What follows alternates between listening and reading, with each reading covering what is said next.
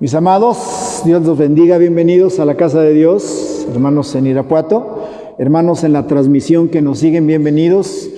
Es para nosotros una bendición, un placer que nos sigan, así es que le pedimos que abran su corazón, su espíritu y estemos atentos a la palabra que Dios tiene para hoy, para cada uno de nosotros. Y aprovechando el tiempo, lo voy a invitar a que se ponga de pie, por favor, y lo voy a invitar a que abra su Biblia en el primer libro de Samuel, capítulo 16, y vamos a leer del verso 16 al verso 18. Primer libro de Samuel, capítulo 16, del verso 16 al verso 18. Cuando lo encuentren, por favor, muevan el dedo gordo del pie izquierdo. Amén. Ok, entonces dice así, primer libro de Samuel, capítulo 16, verso 16 al 18. Diga pues nuestro Señor a tus siervos que están delante de ti, que busquen a alguno que sepa tocar el arpa, para que cuando esté sobre ti el espíritu malo de parte de Dios, él toque con su mano y tengas alivio. Y Saúl respondió a sus criados: buscadme pues ahora alguno que toque bien, y traédmelo.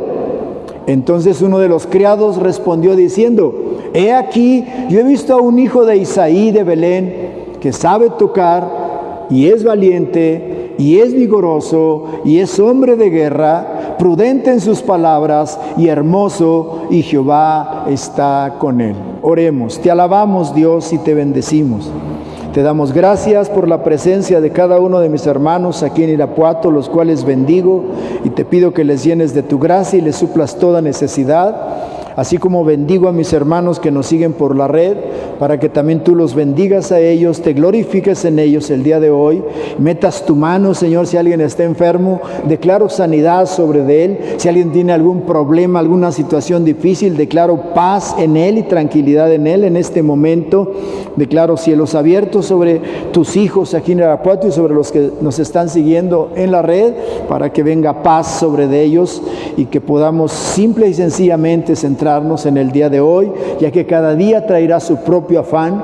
En el nombre poderoso de nuestro Señor Jesucristo te lo estamos pidiendo. Amén.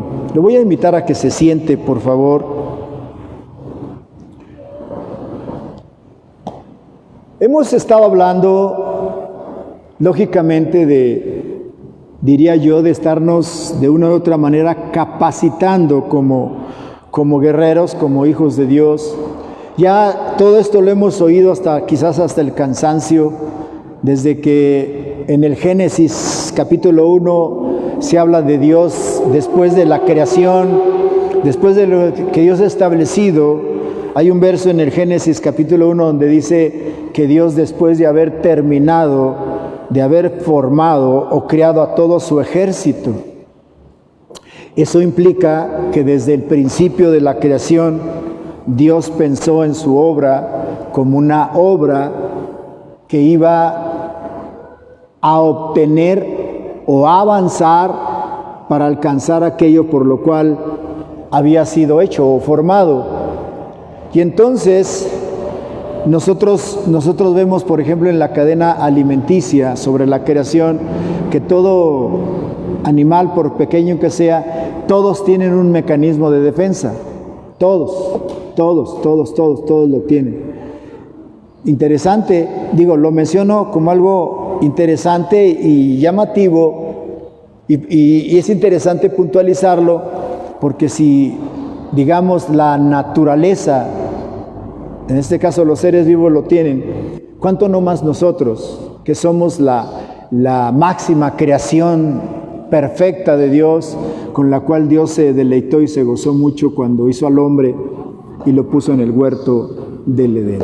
Así es que nosotros somos privilegiados en ese sentido, y puede vernos la gente como algo insignificante, como algo que no tiene valor, pero si usted no tiene problemas de autoestima baja, Si usted no tiene problemas de falta de valores y sus valores están bien cimentados, usted recibe las cosas de quien vienen. Y si es una persona que está enferma, pues nomás óigala y déjela pasar. No pasa nada. Amén. La gente puede, ¿cómo decimos por ahí? La gente que diga misa. Nosotros nos seguimos hacia adelante, porque cuando hay valores, tú no dañas ni te daña nadie. Simple y sencillamente. Y si alguien te quiere dañar, él tiene problemas. Él está enfermo. Él necesita ayuda, no tú. Así es que es muy importante eso. Y lo menciono precisamente porque si hablamos un poco del entorno de David antes de que sea visto por este siervo de Saúl, podemos decir, ubicándolo dentro del ámbito social común, que David prácticamente donde se desenvuelve, donde se está formado, donde crece, pues realmente es yo diría, un donadie, David, antes de ser llevado ante Saúl para que le ministre precisamente alabanza, cuando dice la Biblia que Saúl era atacado por un demonio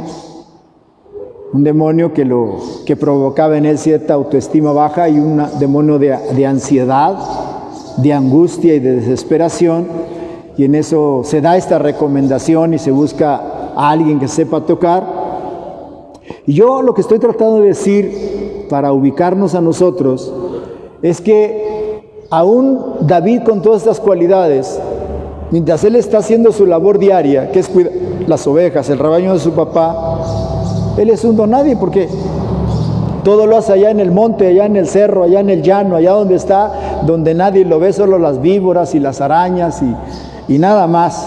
Él está allí haciendo su trabajo como algo natural, normal. Entonces, lo que yo quiero recalcar aquí es que a nosotros no nos debe interesar, no nos debe importar si alguien humanamente nos está viendo o si nosotros queremos quedar bien con alguien que humanamente nos esté viendo. Eso es lo que menos importa dentro del proyecto de Dios. Yo hace rato les dije, ante Dios nosotros estamos desnudos, porque Él conoce todo y sabe todo.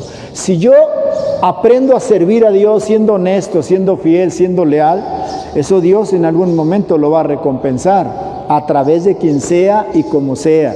Él lo va a hacer. Ayer me llamó la atención, estuvimos en un evento y un hermano que conozco de hace muchos años, es profeta, Dios lo ha usado, muy humilde, muy sencillo.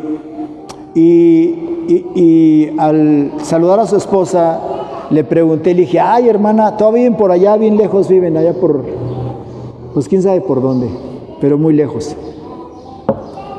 Y resulta que le dije, pero ya no andan en bicicleta, ¿verdad? Le dije, la camionetita que estaban ellos ustedes, dice, sí.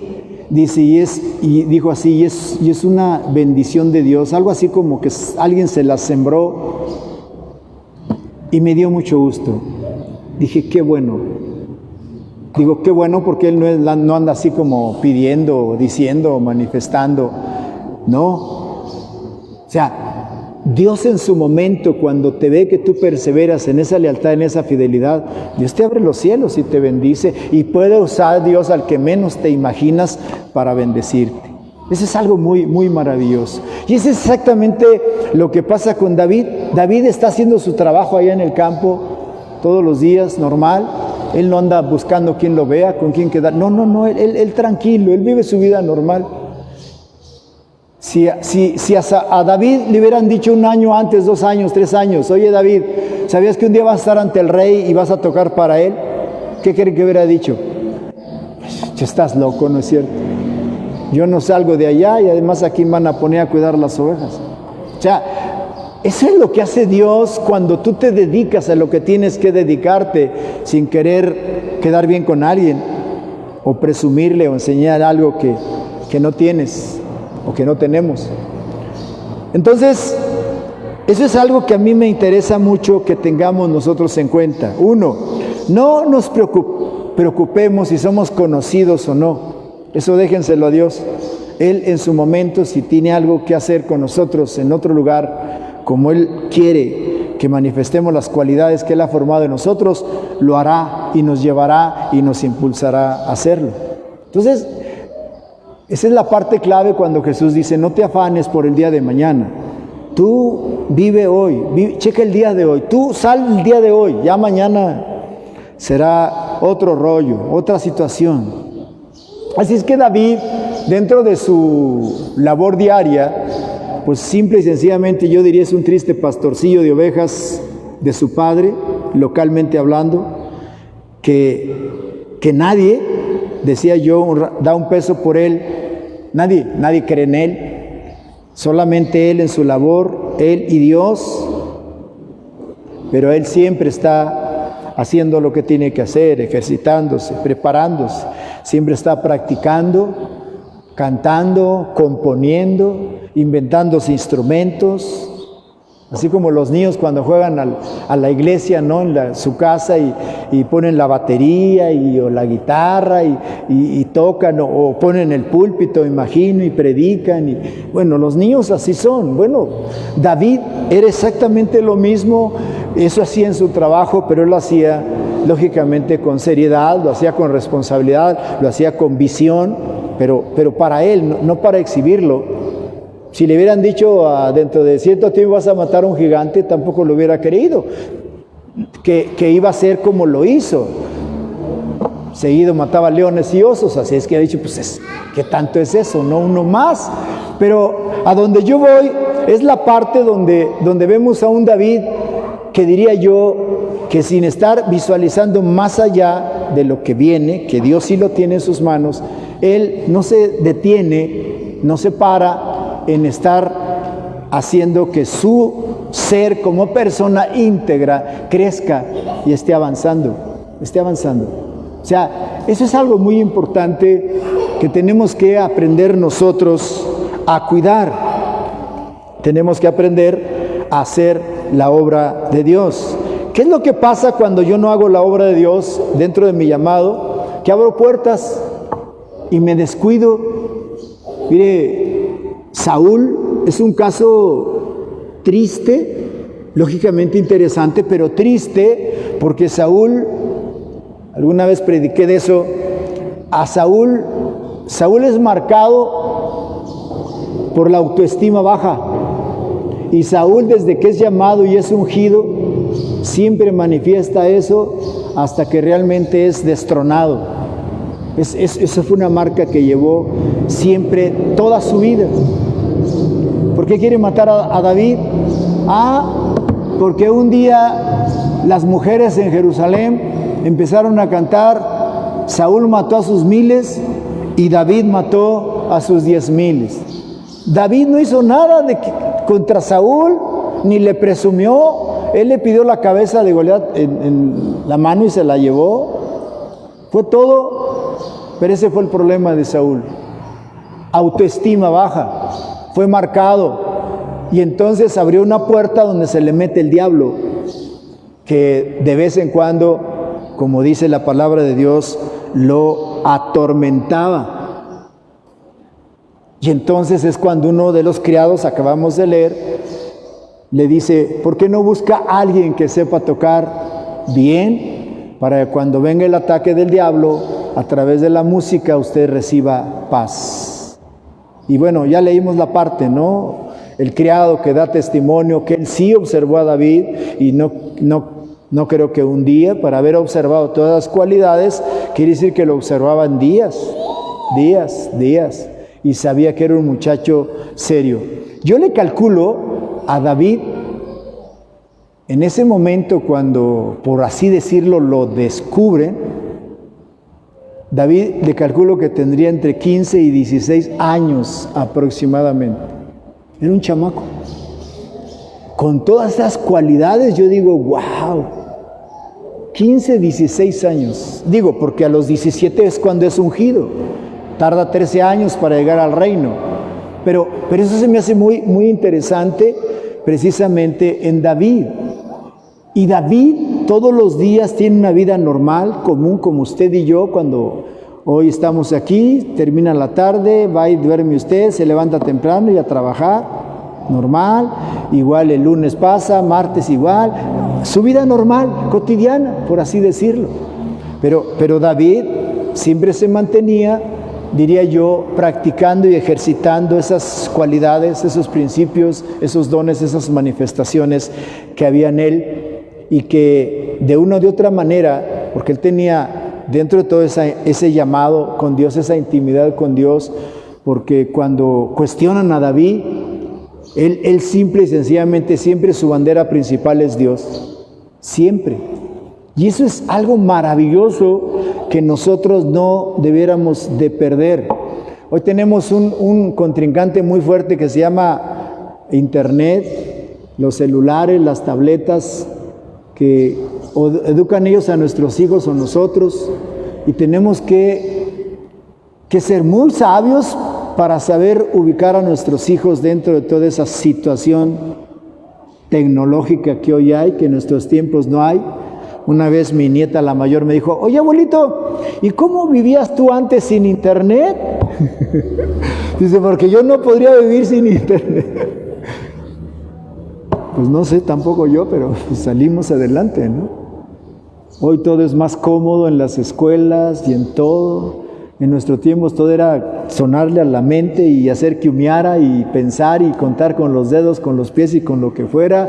Hoy no, hoy nomás van con el señor Google y le preguntan y rápido les dice, ahí está la respuesta, que la raíz cuadrada no está, aquí está la respuesta.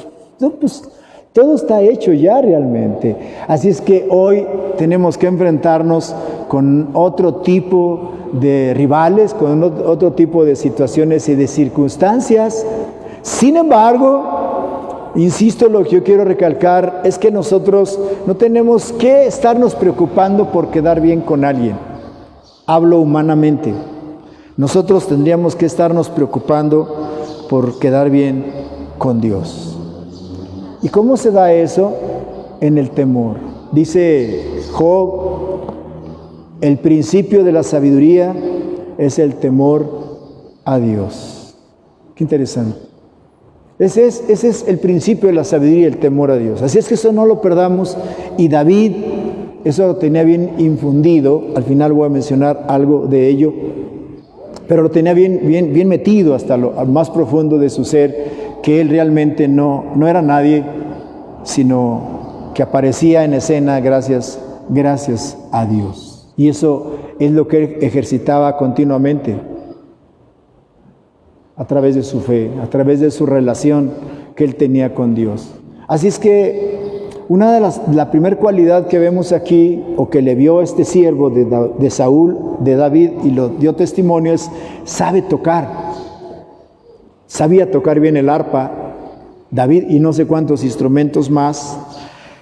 Ahora, aunque en este caso la expresión se limita a eso, a tocar, en el contexto no es así.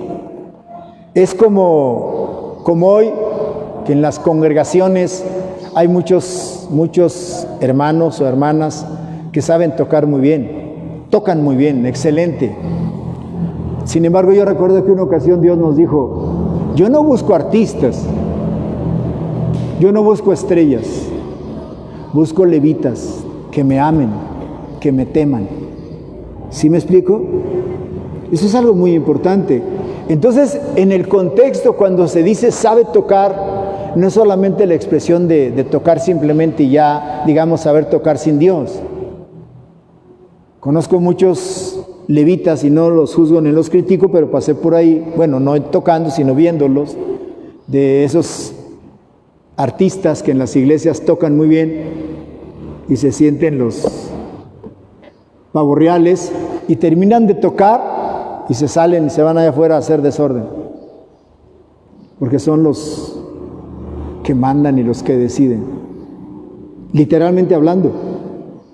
Esa es una de las partes que a mí en lo personal me marcó mucho como pastor, y que llegamos a tratar mucho con los levitas, y fue precisamente donde surge la expresión: seamos levitas, gente temerosa de Dios. Cuando termines de ahí, ponte adelante y da testimonio de que temes a Dios y sirves a Dios. No te salgas a hacer desorden. Entonces, en el contexto que se menciona con David sabe tocar, no es solo la cuestión de sabe tocar, sino, diríamos, sabe tocar dentro del temor de Dios. Entonces, aparte de tocar, da buen testimonio. Aparte de saber tocar, obedece a Dios y se somete precisamente a la autoridad como debe de ser. Amén. Esa expresión tiene que ver con eso en David. Ojo, no es solamente tocar, como ya lo dije, como algunos. No, él también da testimonio, también manifiesta que teme a Dios. ¿Cuándo nosotros sabemos que un levita está ungido? Bueno, cuando en medio de la alabanza se manifiesta el Señor, cuando en medio de la alabanza los corazones se quebrantan, cuando los corazones son tocados, cuando los corazones son alcanzados y desean y buscan más. Entonces vemos que realmente ese hermano, esa hermana, ese grupo, esos hermanos tienen un llamado de Dios y que Dios los usa a través de la alabanza. No estoy hablando solamente de lo bonito que toquen o lo armonioso que toquen, sino de todo el entorno que hay y los cubre a ellos. Eso es lo que tenía David. Así es que es muy importante, insisto, que nosotros también podamos desear, si queremos al final de cuentas, ser guerreros calificados. De hecho, el tema no se lo mencioné, pero se lo voy a mencionar. El título del sermón es Características de David que lo llevaron a ser el rey de Israel. Es bajo la secuencia de guerreros con oficio. El simple hecho, si se quiere usar esa expresión de saber tocar, fue la punta de lanza que hace que el siervo de Saúl recomiende a David. Busca a alguien que sepa tocar. ¿Verdad que así fue el consejo? Pues yo conozco a este hombre, y entonces dan un montón de cualidades. Entonces, sabe tocar, 1. 2, es valiente. ¡Wow! Así si el demonio en medio de la batalla se te mete y te quiere atormentar, pues ahí él va a tocar y te va a hacer el paro, como decimos por acá, y entonces te va a alentar y el enemigo se va a apaciguar y se va a alejar. Es valiente. Ahora, ¿quién es una persona valiente? Aquel que actúa con valor y determinación ante situaciones arriesgadas o difíciles. ¿Quién es un valiente? Alguien que actúa con valor y determinación en las situaciones difíciles. ¿Qué me dicen ustedes de David? Precisamente cuando se le manifestaba el demonio a Saúl. No cualquiera le entra. Yo me acuerdo que cuando era laico, en la congregación luego surgían endemoniados y todo, y como éramos, pues, nosotros líderes de una u otra manera en la iglesia, pues sabíamos que entrarle, queriendo o no, teníamos que entrar porque el pastor nos aventaba adelante y pues entrarle, ¿no? Sin saber y sin nada, pues a orar, y es cuando se aventaban como 50 sobre el endemoniado y andan luchando, y a veces nos aventaba todos, no sabíamos realmente, así aprendimos. Decía un pastor, sobre el surco aprendimos, pero me acuerdo, y lo menciono por eso, que había gente que decían endemoniado y corrían, ahí nos vemos, y no le entraban. Los que quieran quedarse, quédense, y no, la mayoría salía corriendo. O sea, no cualquiera le entra. Nosotros tuvimos experiencias muy tremendas ahí, y luego acá en mi terruño tuvimos una experiencia muy fuerte con un joven que tenía legiones. Tampoco sabíamos, fue puro así valor mexicano que le entrábamos, como se dice por ahí, pero híjole, ese joven se le manifestaba el diablo y le hacía como perro, como niño, como mujer, como serpiente, le hacía como ni se imaginan ustedes.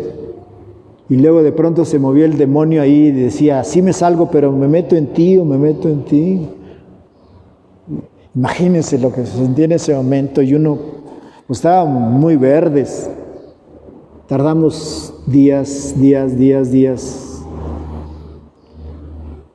hasta que un día nos reveló el Señor qué le habían hecho, quién fue el que le hizo y dónde estaba la situación. Pero los papás no eran cristianos. Y entonces cuando se lo dijimos al papá, no lo creyó. Y al decirle al papá, no lo creyó. Y entonces lo llevó a Zacatecas a darle gracias al santo niño de quién sabe quién, y a los pocos días murió. Cuando no se cree, cuando la gente no quiere ser libre, no es libre. Grábese eso lo tengo muy aprendido y ejercitado. Hoy nosotros cuando hay un demonio no luchamos con el demonio, la pura palabra, pero en aquel entonces no lo sabíamos, no lo entendíamos, lo fuimos entendiendo sobre la marcha, sobre el ejercicio y la práctica. Así es que David no solo tocaba, tenía valor, era valiente. Y por eso cuando le dicen del demonio, dice, amén, yo le entro, yo toco ahí, órale, y se avienta. ¿Qué me dicen de David si era valiente o no? Cuando yo al gigantón aquel le dijo, yo le entro. Todos dijeron, este cuate está hasta atrás.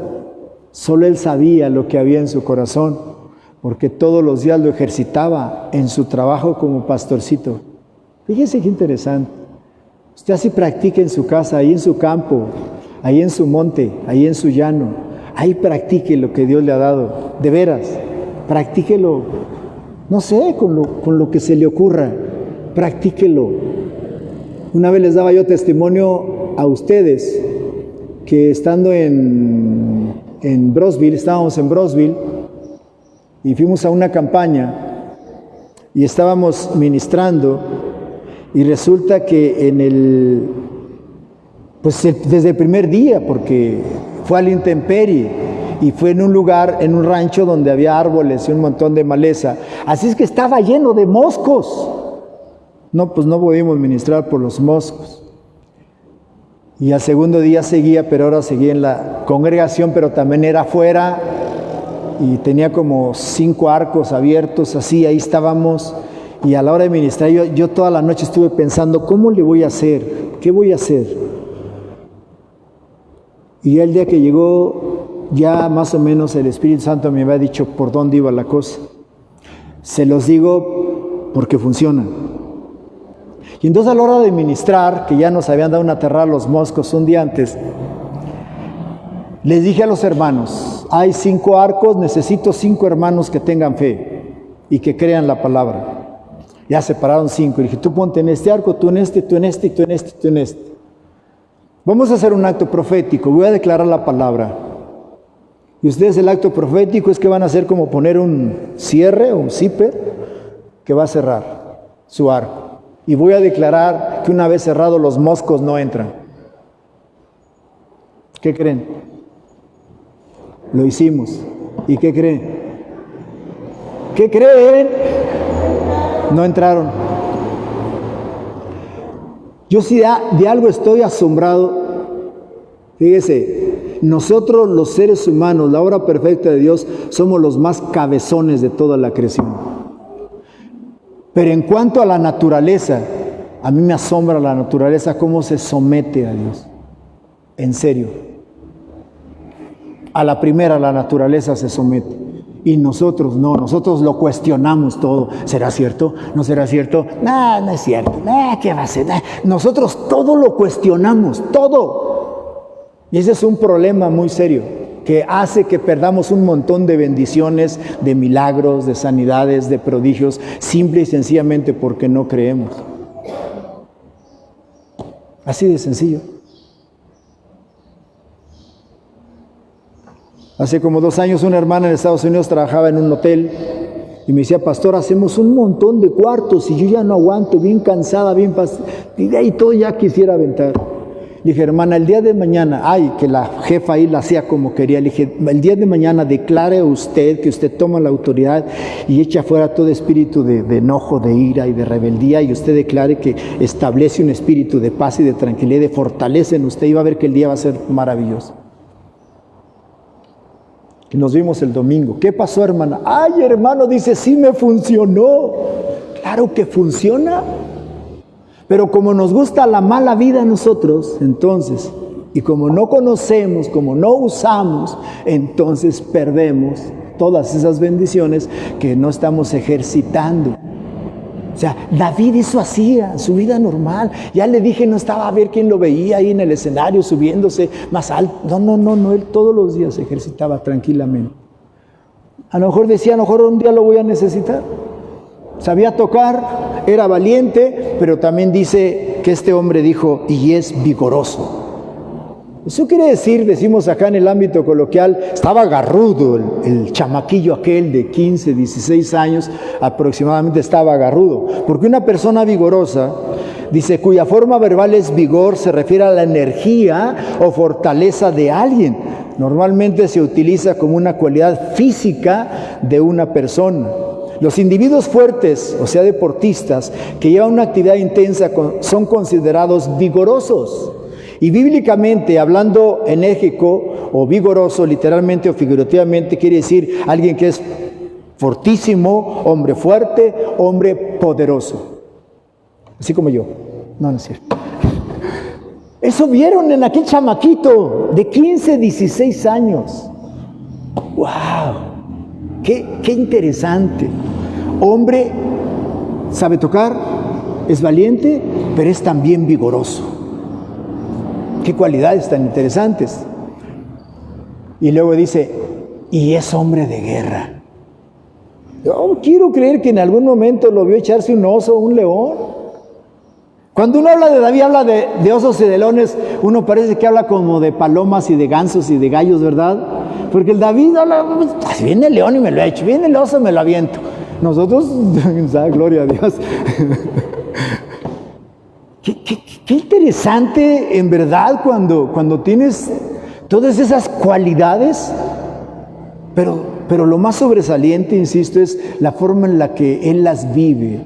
Una forma pasiva, tranquila, como algo natural, como algo normal, como, hey, vamos a hacer la cascarita, no allá afuera, órale. Y hacen la cascarita y vienen y ya. Así habla David. Así se habla de David como un hombre de guerra también. Y cuando hablamos de un hombre de guerra, estamos hablando de alguien que ha seguido esa carrera de las armas, como una carrera, como una profesión. Un hombre de guerra es un hombre valiente que sin importar la situación, él lucha con todas sus fuerzas para ganar la batalla, ya sea donde sea y con quien sea.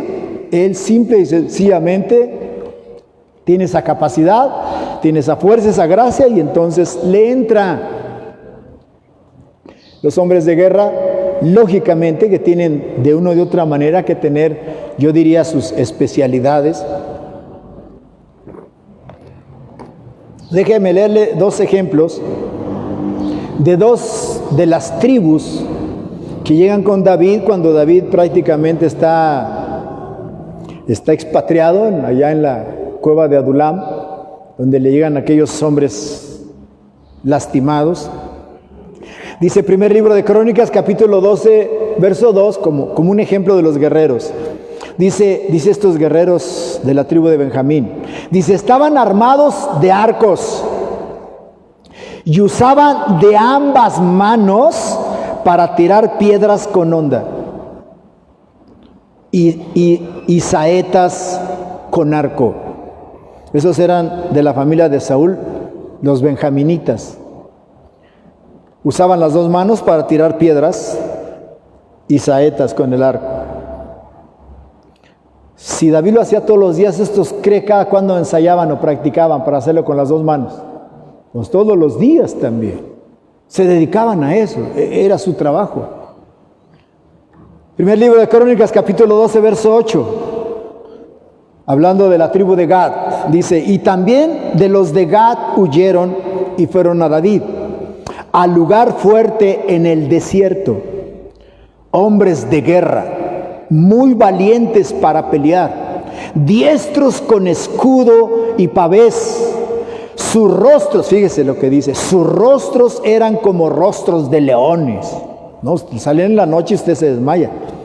Y eran ligeros como gacelas sobre las montañas. ¿Estos guerreros tenían especialidad? Claro que sí tenían especialidad. Claro que en algún momento, dependiendo de las circunstancias, dependiendo del enemigo, era la forma en la que los distribuían a ellos. Hace 8 días hablábamos de Urías, ¿se acuerdan?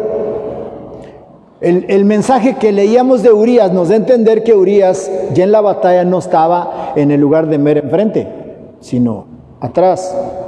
Los enfrente deben ser los mejores, los más tremendos, como estos, caras de león y como gacelas y listos para todo. Urías entiende que no estaba mero al frente, pero cuando David quiere deshacerse de él, dice, pónganlo delante. Y luego, cuando se le vengan, déjenlo solo. Qué tremendo. Bueno, ya ese es otro rollo. Pero solo quiero que usted observe cómo, si nosotros queremos realmente superar la situación, la circunstancia que estamos viviendo ahorita, la que usted tenga ahorita, quiero decirle, si no lo sabía, que es su batalla, es su guerra. Y su guerra puede ser su esposa, o su esposo, o sus hijos, o su economía, o su salud, o su entorno social, o político. Amén. Esa es su guerra, esa es su batalla, que todos los días usted tiene que estar enfrentando. Al salir voy a ver sus rostros, a ver si salen como de leones, listos para conquistar, y ligeros como gacelas para saltar y brincar sobre las montañas. Pero esa es una parte, insisto, y estoy insistiendo mucho en esto, que tenemos que estar ejercitando todos los días. Yo a veces le digo a los hermanos, sobre todo los miércoles, cuando tenemos la clase, por usar una expresión profética, ahorita estamos hablando de intercesión, tenemos varios miércoles hablando de intercesión. Y les digo a los hermanos que yo, en una forma muy simple, ahora que no teníamos agua, pues usaba mi fe, y aquí yo con el agua medía mi fe si sí funcionaba o no funcionaba, y yo hacía declaraciones y luego checaba y veía, y Dios me asombraba y decía, wow, gloria a Dios, o sea, sí funciona. O sea, lo que le estoy diciendo, haga usted lo mismo, en la circunstancia que tenga, y ejercite la palabra, y luego chequela, añádale, dígale, póngale, hágale, pero mírala, váyase bien, váyase midiendo, para que usted vaya. Por eso a mí, en lo personal, cuando me dicen, llore por mí, esas expresiones a mí no me gustan, yo no estoy de acuerdo con eso. Lloren por mí. ¿Qué oro? ¿Qué oro? Si usted tiene 20 hijos y ya está lleno de hijos, ¿los hijos no son una bendición? ¿Sí o no? Entonces imagínese, yo le digo, Señor, bendícelo con más hijos y usted ya no quiere hijos. O sea, ¿a dónde voy? Si usted va a pedir una oración, pídala siendo específico. Yo es lo que le digo a la persona cuando me dicen, ore por mí. ¿Por qué quieres que ore? No, pues por mi familia. Sí, pero en exclusivo, dime por qué. Porque cuando Dios te conteste, ¿a quién le vas a dar gracias? ¿Cuándo vas a saber que Dios te contestó? He orado por mucha gente que está enferma y sanan y dicen gracias porque es que me tomé la medicina. Es que el santo de quién sabe quién fue el que me hizo el milagro, voy a ir a darle gracias. Literalmente, y me lo han dicho en la cara. Por eso les digo, ¿por qué quieres que oremos? Y a veces hasta me atrevo a decirle, ¿y cuándo quieres sanar? Digo, para que realmente se den cuenta que es Dios quien hace las cosas y no el hombre o quien se crea. Es la forma en la que nosotros tenemos que estar ejercitando como guerreros nuestro oficio de armas. David tenía todo eso, pero también dice, yo creo que este amigo era amigo de David, y platicaban, a lo mejor también era el pastor de Saúl, porque dice, y es prudente en sus palabras. Y la palabra prudencia, simple y sencillamente, es diría yo, un sinónimo de sabiduría, porque mire, el término prudencia proviene del latín prudentia, que es una cualidad que consiste en actuar, ojo con esto, consiste en actuar o hablar con cuidado. A quienes hablan, no, a mí me vale, acabo, yo soy muy franco y me gusta decirlo. No hablen así, hermanos, tengan cuidado, porque el día que hablan de usted así le va a doler y no le va a gustar. Dice que David era prudente, sabía actuar o hablar con cuidado, de forma justa y adecuada, con cautela, con moderación, con previsión y reflexión, con sensatez y con precaución para evitar posibles daños, dificultades, males e inconvenientes y respetar la vida, los sentimientos y las libertades de los demás. Eso es sabiduría, hermano. Eso es prudencia. A veces los esposos se agarran del chongo enfrente de los hijos y se dicen unas así. Y luego los hijos las están diciendo, ¿quién le enseñaría? De seguro en la escuela, ahí les enseñan puras mañas. Observe, ser prudente, ser cauteloso, observador. ¿Cómo digo las cosas? Yo a veces, si usted se ha fijado, a veces voy a decir algo fuerte y le digo, ¿es algo fuerte? ¿Se los digo? ¿Aguantan? Amén, hermano, échele. Pues ahí le va, pum, se la suelto, pero ya avisé, ya le dije, póngase casco. Entonces, qué interesante. Un ejemplo que se me hace interesante, hay muchísimos, lógicamente, en la palabra de Dios, pero me llamó la atención el ejemplo de prudencia y de sabiduría que aplica a Esther, allá en el libro de Esther, capítulo 7, del verso 1 al verso 4, donde dice que Esther, dice, fue pues el rey con Amán al banquete de la reina Esther. Y en el segundo día, mientras bebían vino, dijo el rey a Esther, ¿cuál es tu petición, reina Esther? Y te será concedida. ¿Cuál es tu demanda? Y aunque sea la mitad del reino, te será otorgada. Verso 3. Entonces la reina Esther respondió y dijo, aquí entra la sabiduría, oh rey, si he hallado gracia en tus ojos, y si al rey le place, séame dada mi vida por mi petición y mi pueblo por mi demanda. Verso 4, porque hemos sido vendidos, yo y mi pueblo, para ser destruidos, para ser muertos y exterminados. Si para siervos y siervas fuéramos, o sea, para esclavos, dice, me callaría, no diría nada. Pero nuestra muerte sería para el rey un daño irreparable. Y ustedes conocen la historia de los demás. Pero esto es sabiduría. Esto es saber pedir algo fuerte y grueso. Esto. Vean la sabiduría y la prudencia para envolver al rey y ella hacerse a un lado. Yo no soy tan importante. Si fuera para siervos esclavas, no te diría nada, que nos vendan. Pero tú perderías más, rey, mucho más. Porque yo para esto he sido llamado, para este tiempo he nacido. Cada uno de nosotros deberíamos de tomar esa posición ahí donde usted está, ahí en su colonia, ahí con su familia, ahí con esa batalla que está enfrentando. Dios me trajo en este tiempo, en este espacio, a esta hora, con este propósito. Y si usted se fija, el eslogan de Ministerios Elión, abajo dice, en Él no hay derrota. En Él no hay derrota. Entonces, si usted es de Él, ¿por qué en usted tiene que haber derrota? No tiene por qué haber derrota. En mí no debe haber derrota. Así es que todo lo que Dios me ha dado debe convertirse en bendición. Aún el mismo entorno debe ser bendición para el propósito que Dios tiene. Así es que yo lo exhorto y lo invito a que empecemos como guerreros a tomar nuestro lugar. Si nosotros empezamos a tomar nuestro lugar, Dios nos va a empezar a abrir los cielos para darnos todo lo demás. Bueno, ya que me metí en esta, bueno, sí, déjeme salir.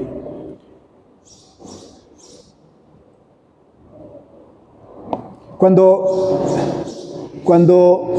Jesús, allá en la ciudad de Capernaum, parece que es Marcos 5, si no estoy equivocado, libera a un endemoniado. Jesús da una enseñanza muy interesante y dice que mientras no se ate al hombre fuerte, no se puede saquear su casa.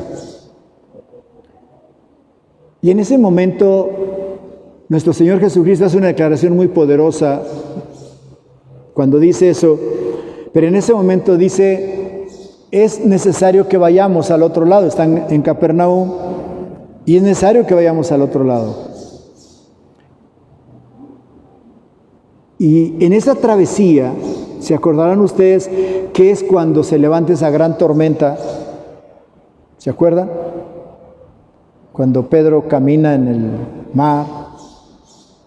Esa tormenta no fue una tormenta natural, fue una tormenta que levantó el diablo porque era su territorio.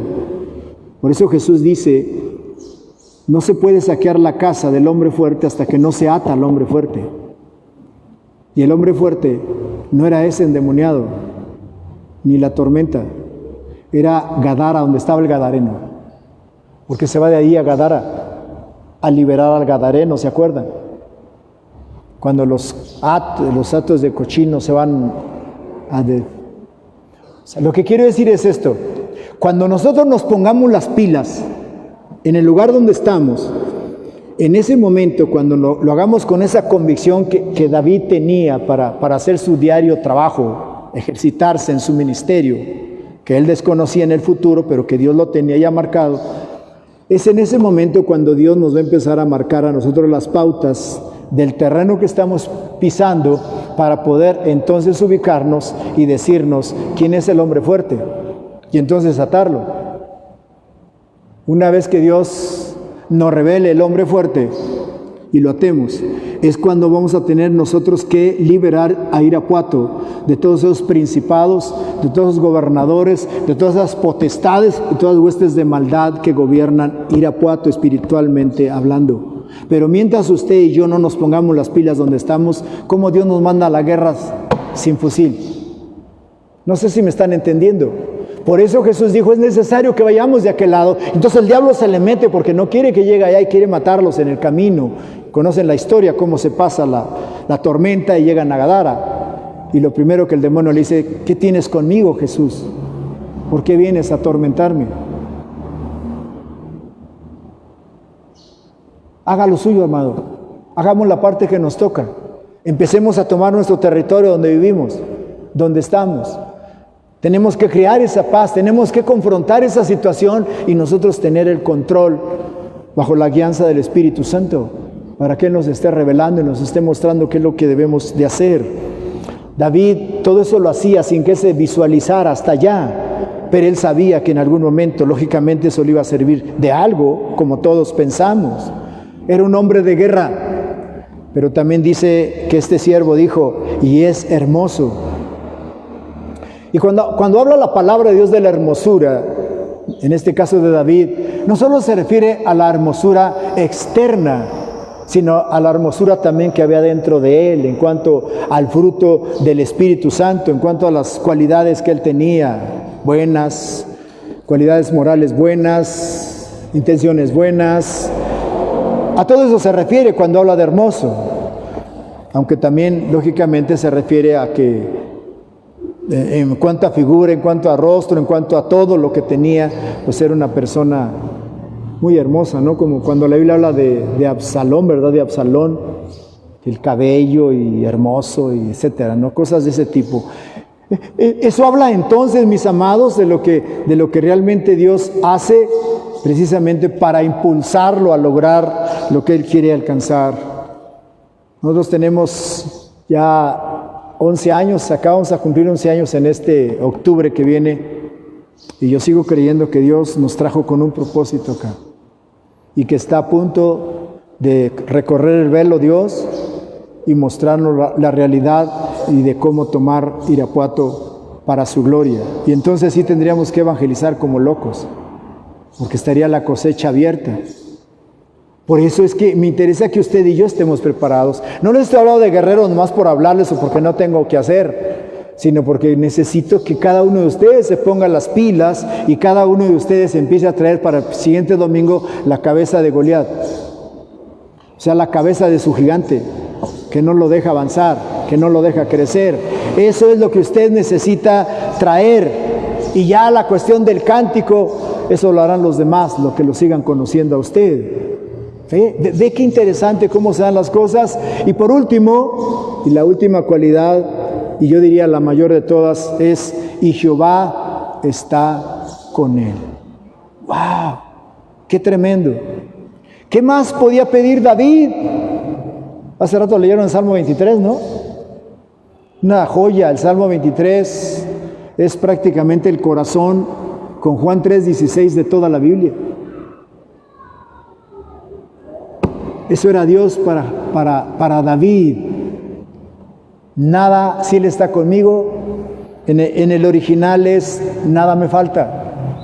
Tiempo presente, que se mueve en la eternidad. En Él nada me falta. ¿Y cómo termina el Salmo 23? Y con Él estaré todos los días de mi vida. O sea, wow. Yo sigo diciendo, ¿por qué le tenemos tanto miedo a la muerte? Si es lo más glorioso que nos puede pasar si estamos en Él. O sea, todo esto es una transición. Este es solamente como dice el salmista, un campo, un valle de sombra de muerte que estamos cruzando, estamos zigzagueando, es un campo de minas. Una vez que lo logremos, saltaremos de gozo y de alegría y estaremos con Él por toda una eternidad.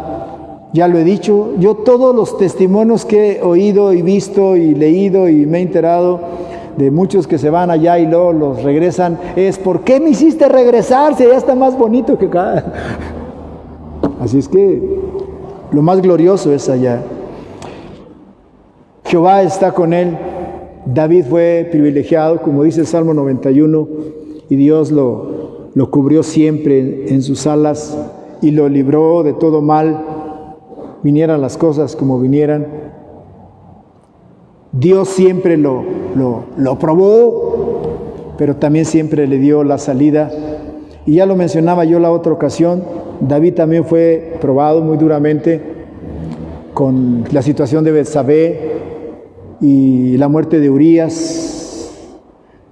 Sin embargo, yo la otra vez dije también que daba gracias a Dios que eso sucedió. Alguien dirá que estoy loco.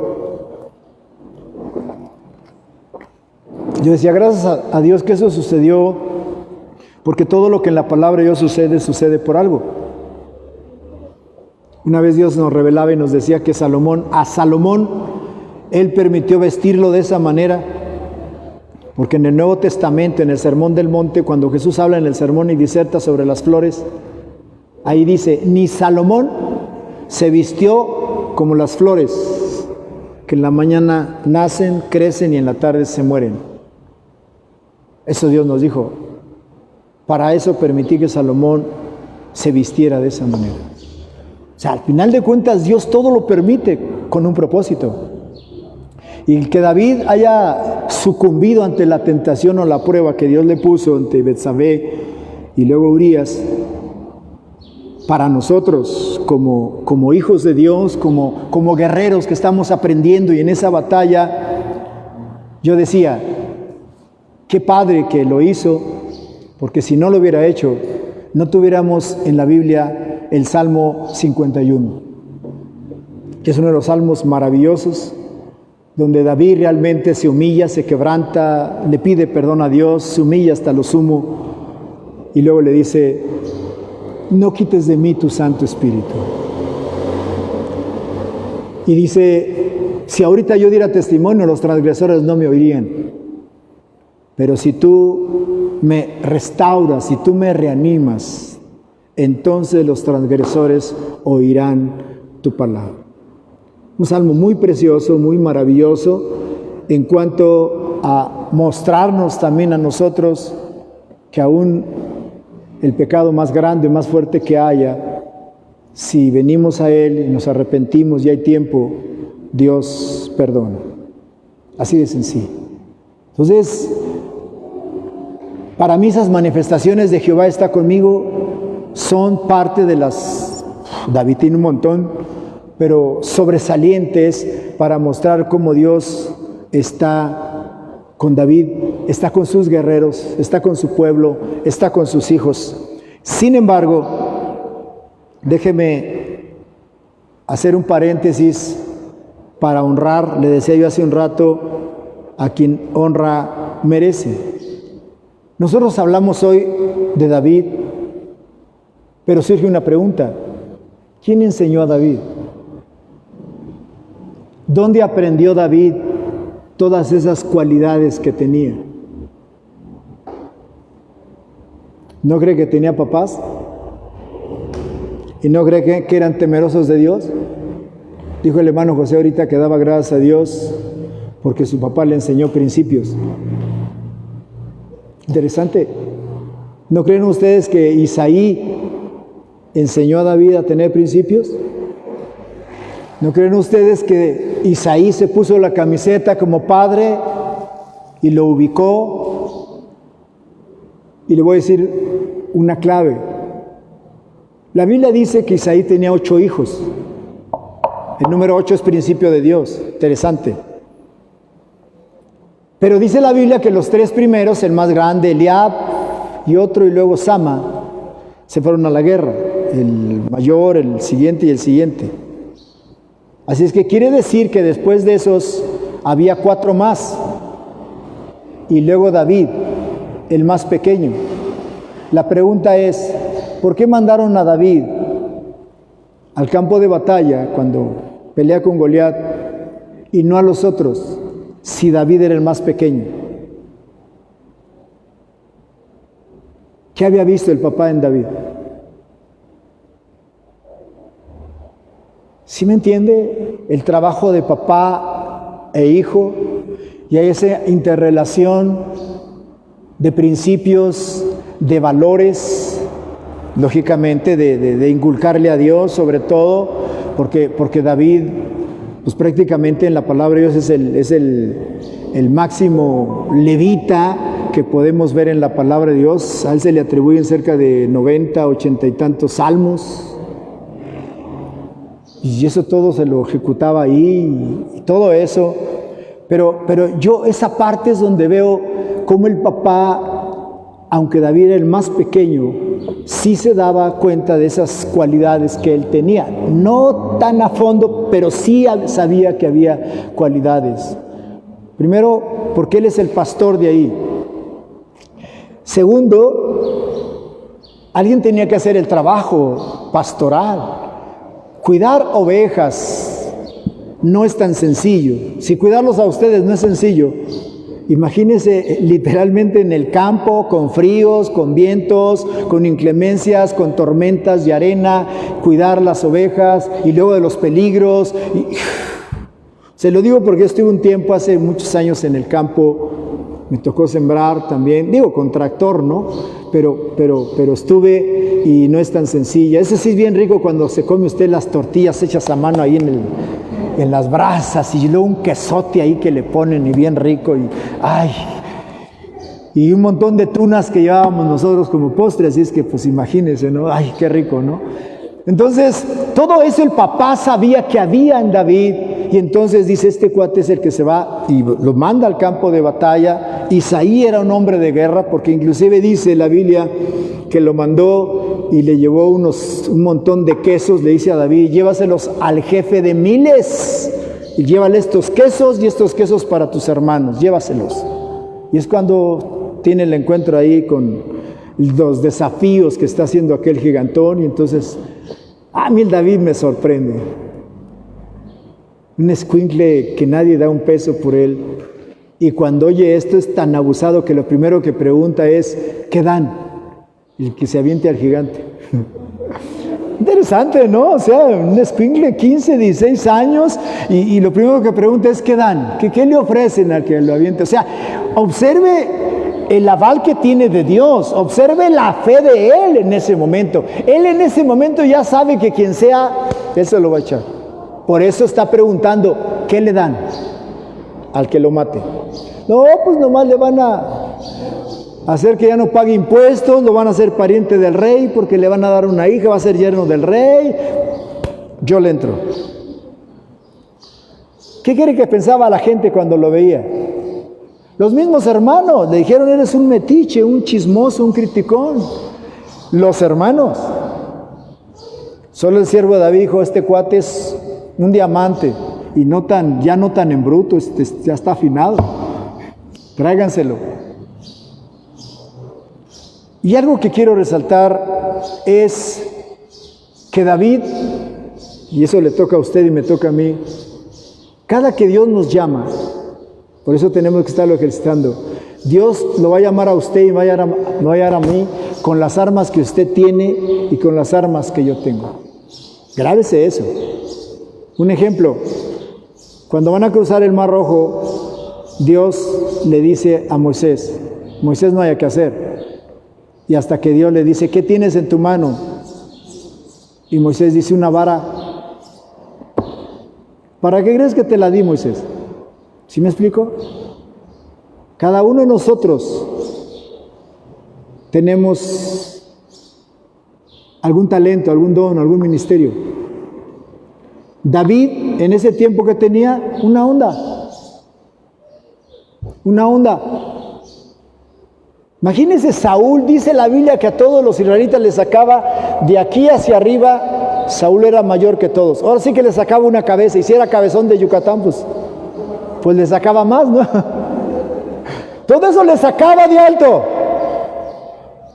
Y cuando David llega y le dice al rey que no lo cree porque es un chamaco, pero cuando lo convence al rey, le dice el rey, bueno, está bien, ponte mi armadura. Imagínese como clavillazo, ¿no? Pantalones, todo, pues altote, y aquel chamaquito, y luego la vestimenta de Saúl. Dijo David, no, yo con eso no puedo. Así que usted quiere atribuirse armas de otro,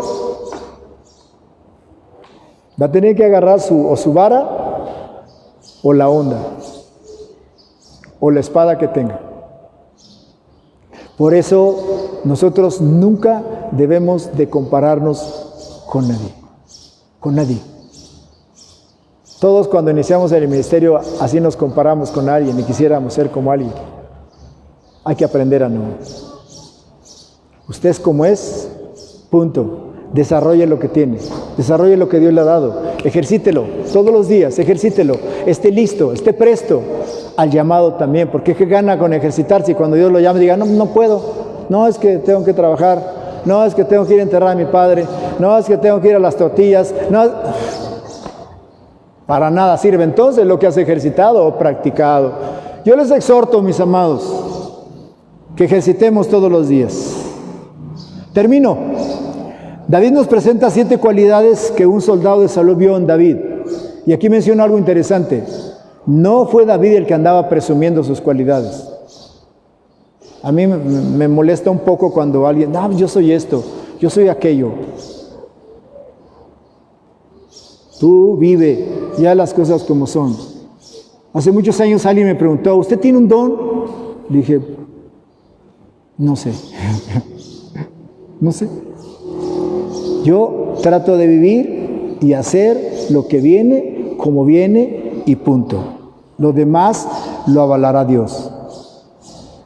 Amén. Yo ya maduré, pero a mí hace algunos años cuando decían el apóstol, me daba vergüenza, se lo confieso, me daba vergüenza. Y luego no faltó quien me compara con Pedro y Juan y con otros acá, y yo decía, pues sí, tienen razón. Todo eso me ha enseñado a no andar comparándome con nadie. Si Dios me llamó y Dios me dio esos mantos, Él sabe por qué lo hace. Lo que sí he detectado, mayor autoridad ante los demonios y ante las enfermedades. Eso sí lo he notado y lo he visto, porque usted puede no creer, pero el demonio sí sabe quién soy yo. Él sí sabe quién soy yo. Amén. Y eso es importante. Entonces David prácticamente él no anda diciendo yo soy guerrero, yo creo en Dios, yo toco bonito, compártanme, invítenme a mí. No. Vivamos y dejemos vivir. Y ya si usted tiene buenas o malas cualidades, así como con David, la gente lo notará y la gente se las dirá, sean buenas o sean malas.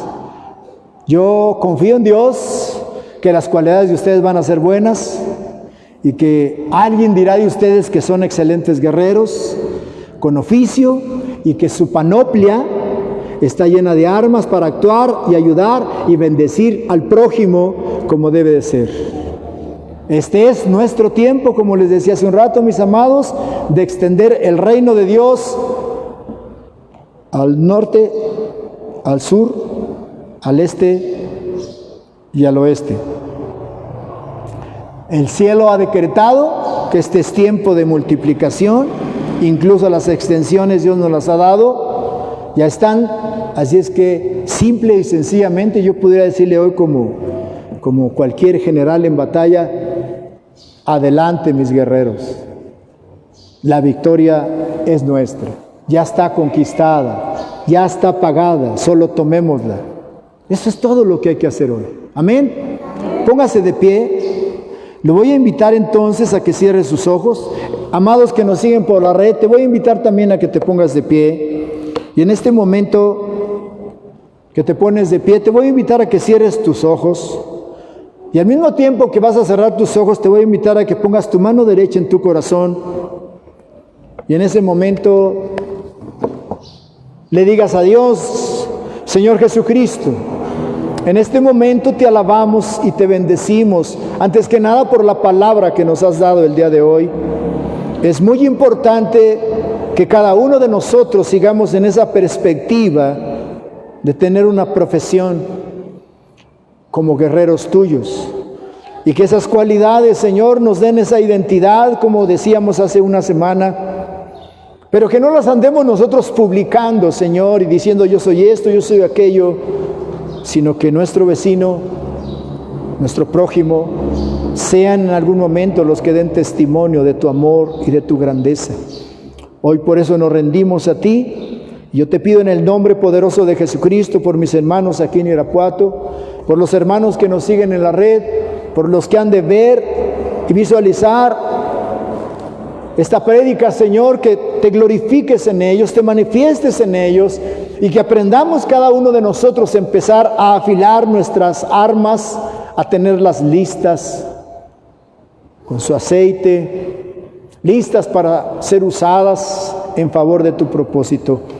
Yo bendigo a cada uno de tus hijos para que cada uno de ellos y de los que nos siguen podamos ser como esos guerreros diestros con ambas manos, con rostros de leones y pies como de gacela sobre las montañas, y movernos, Señor, de una forma sigilosa, con mucha precaución, con mucha sabiduría, para saber atar al hombre fuerte y saquear su casa y destronizar al enemigo de nuestras almas, Padre, en nuestro hogar, en nuestra familia, en nuestra colonia, en nuestra ciudad, y entronizarte a ti, Señor, en el centro de nuestra familia, de nuestra colonia, de nuestra comunidad, de nuestra ciudad, como Rey de Reyes y Señor de Señores. Padre, todo esto te lo pido en el nombre poderoso de nuestro Señor Jesucristo, y declaro que es hecho y que tu pueblo es levantado, Señor, para activarse y llevar a cabo el propósito en el lugar donde está establecido. Amén. Bendiciones, mis amados que nos siguen.